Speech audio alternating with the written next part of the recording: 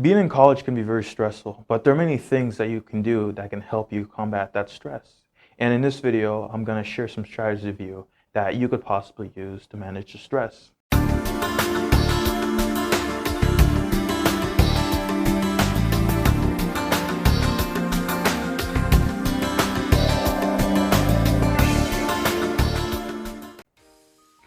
One of the first things that really comes to mind is exercise.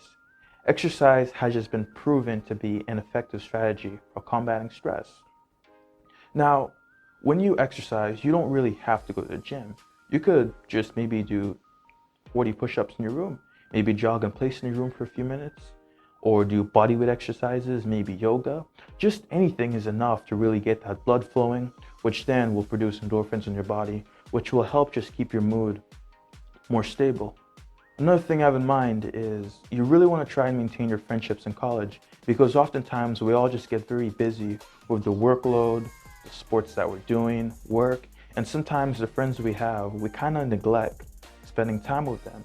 So it's very good to try and maintain those friendships, because after a while, you're just really gonna start to burn out. And if you have those friends on the side that you're talking to, it can just really help you keep your mind cleared and just keep you refreshed in a way. You want to be sure that you're spending time with the right friends too. If you're surrounded by people that are constantly negative, that's just going to be another stressor in your life, and college is stressful enough as it is. Another thing I have in mind is to practice deep breathing exercises. The reason being is because it targets the parasympathetic system, and that essentially controls rest and digestion.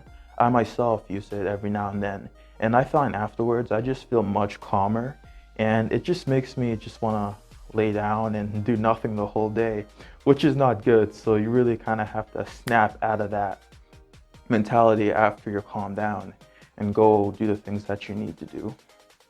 Another thing I have in mind is you really want to maintain your passions, because I'm sure at home you had these things that you did, whether that's drawing, reading, watching videos on YouTube. And those, I'm sure, helped you deal with the stress at home. Now, you also want to bring those to college too, because college also produces stressors.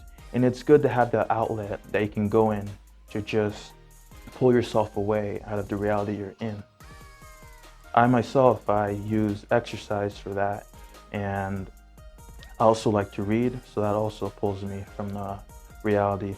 You also want to try and keep things as balanced as possible when you're in college, because it's when you start missing 3 nights of sleep, that's when you really start going in a downward spiral, because the days moving forward, you're just going to be tired. You're not really going to want to be talking to people.